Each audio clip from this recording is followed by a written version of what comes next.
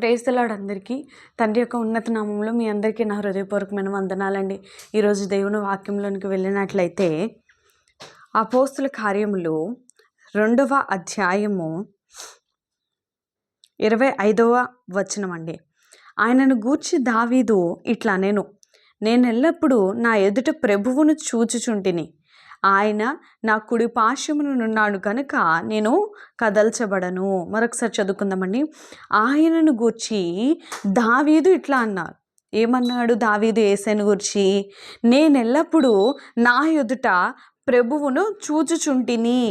ఆయనంట ఎల్లప్పుడూ ఎప్పుడు కూడా ఏం చూస్తున్నాడంట? ఆయన ఎదుట యేసయ్యని చూస్తున్నాడంట. ఇంకేం చేస్తున్నాడు? ఆయన నా కుడి పార్శ్వమున ఉన్నాడు గనుక నేను కదల్చబడను. ఎంత చక్కగా, ఎంత ధైర్యంతో ఆ మాట చెప్పగలుగుతున్నాడంటే దావీదు. ఏం చెప్తున్నాడు? యేసయ్య ఎప్పుడు నా ముందే నిలిచి ఉండడం నేను చూస్తున్నా, ఇంకా ఆయన ఎప్పుడు నా కుడి పార్శ్వమునే ఉన్నాడు గనుక నేను కదల్చబడను.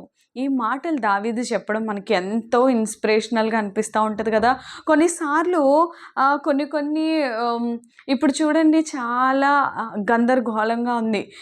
ఈ వాతావరణం అనేది చాలా వింతగా ఉంది కదండి. చూడండి, వర్షాకాలంలో నిన్నటి వరకు వరదలు, తుఫాన్లు వచ్చినాయి. ఈరోజైతే ఎండాకాలంలో లేనంత ఎండ ఈరోజు వచ్చింది. వింతగా అసలు సీజన్సే చేంజ్ అయిపోతూ ఉన్నాయి. భయంకరమైన పరిస్థితులు. మరి వైట్నం దేశంలో మరి నేను చెప్పినట్లుగా పెళ్ళు తుఫాన్లు, అసలు కొన్ని ప్రాంతాలు వాటర్గా అయిపోయినాయి. అయితే ఇలాంటి పరిస్థితుల్లో దేవుడు మనల్ని క్రీస్తుని బండ మీద సురక్షితంగా మనల్ని కట్టాడు. మనం కదల్చబడలేదు. కానీ అలాంటి పరిస్థితులు చూసినప్పుడు కూడా మన హృదయం కలవరపడుతూ ఉంటుంది. మనకు కొంచెం సందేహం వస్తూ ఉంటుంది, ఏమవ్వబోతుందా రేపు అని చెప్పి. కొంచెం భయంగా, ఆందోళనగా ఉంటుంది కదా.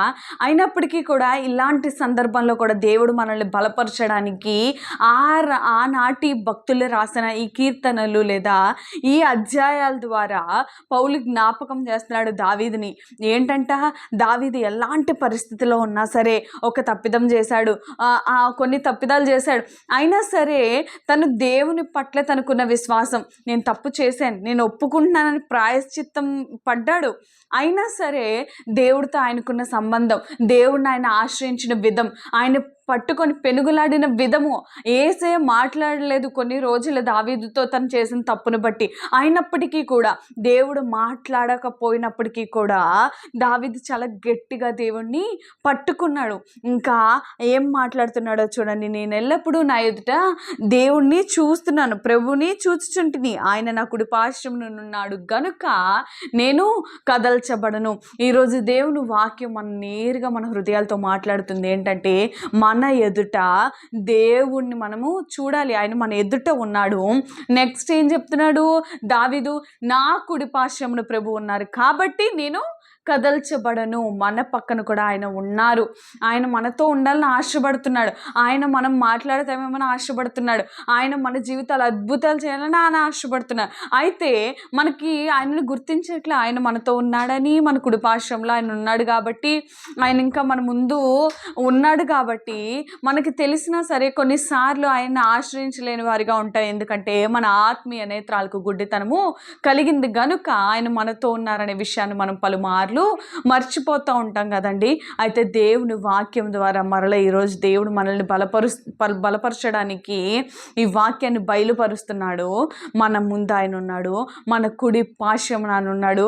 ఎలాగైతే దావీదు పక్కన దేవుడు ఉన్నప్పుడు ఆయన కదల్చబడలేదో, ఆయన మన పక్కన ఉన్నప్పుడు కూడా మనము కదల్చబడలేము.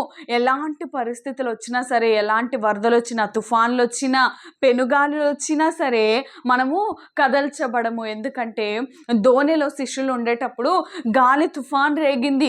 ఆ గాలి పెనుగాలికి భయపడిపోయారు శిష్యులందరూ. ఎందుకంటే పడవ అటు ఇటుగా ఇంబ్యాలెన్స్ అయిపోతా ఉంది. అయితే యేసు నిద్రిస్తుండగా యేసైని లేపి యేసైనా క్వశ్చన్ ఇస్తారనమాట, నీకు చింత లేదా? పడవ మునిగిపోతుందని చెప్పి యేసేని అడుగుతారు. అప్పుడు యేసే అంటాడు, అల్ప విశ్వాసులారా అని దేవుడు వారిని సంబోధించడం మనం చూస్తూ ఉంటాం. అయితే దేవుడు వెంటనే ఆ గాలిని గద్దించగానే ఆ గాలి నెమ్మలమైపోయింది. నిజమైన దేవుని కుమారులుగా మనం భయపడనక్కర్లేదండి. మనం ఎలాంటి పరిస్థితిలో ఉన్నా సరే దేవుడు ఈ సృష్టిని గద్దించగల అధికారం కలిగిన వాడు కనుక ఎలాంటి దాన్నైనా మన దగ్గరికి రానివ్వకుండా ఆయన ఖచ్చితంగా దయచేయగలడు. ఆయన సహాయం మనకు తోడుగా ఉంటుంది. ఆయన దక్షిణ హస్తం బాహుబలము మనకెప్పుడు అండగా ఉంటుంది.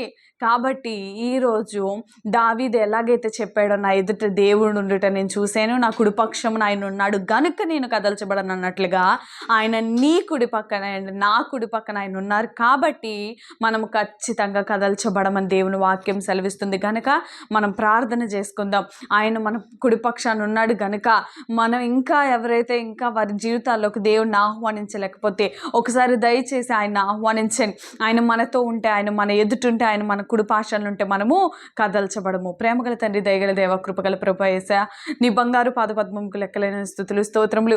ఆయన దావీదు ప్రభా, నాయన ఎలాంటి పరిస్థితుల్లో ఆ మాటలు రాశాడో మాకు తెలియదు కానీ ప్రభా యేసయ్య ఎంతో ఆదరణ కలిగించే మాటలుగా తండ్రి నాయన ఈ సమయం ముందు మమ్మల్ని నాయన యేసయ్య మీరు మాతో మాట్లాడుతున్నందుకు నీకు స్తోత్రములు. ఆయన మా కుడిపక్షానికి కుదరని మీరుండండి యేసయ్య, మా ముందు మీరు నిలిచి ఉండండి ప్రభా యేసయ్య. మీరే మమ్మల్ని నాయన యేసయ్య బలపరుచని. ఆయన నిజమే తండ్రి, ఎలా అయితే దావీదు తండ్రి నువ్వు నా కుడిపక్షాన ఉన్నావు కనుక నేను కదల్చబడనని చెప్పినట్లుగా ప్రభా ఆయన నీవు మా కుడిపక్షాల్లో మా జీవితాల్లో మాలో ఉంటే మేము కదల్చబడలేము నా దేవా, నీకు స్తోత్రములు. ఆయన మా జీవితాల్లో అట్టి కృపను అనుగ్రహించండి. ఈ వాక్యం ఎవరికి అవసరమో, ఎవరిని బలపరచాలని మాట్లాడుతున్నావో ప్రభా వారి హృదయాలతో నేరుగా మాట్లాడి వారి జీవితాల్లో ఈ వాక్యం ఫలం చేయలాగిన నీ కృప, నీ సహవాసము, నీ సన్నిధి నాయన మా అందరికీ తోడుగుంచి నడిపించమని త్వరగా రాని నజరేయుడైన క్రీస్తు నామములో ప్రార్థించి బ్రతిమరి వేడుకొంచున్నాం తండ్రి. ఆమెను యేసు రక్తమే జయం, సిలువ రక్తమే జయం, యేసు నామమున సంపూర్ణ విజయం, అపవాది గణంత నాశనం కలుగును గాక. ఆమెన్. హల్లెలూయా, హల్లెలూయా, హల్లెలూయా. మిమ్మల్ని మీ కుటుంబాన్ని దేవుడు బహుగా దీవించును గాక. ఆమెన్.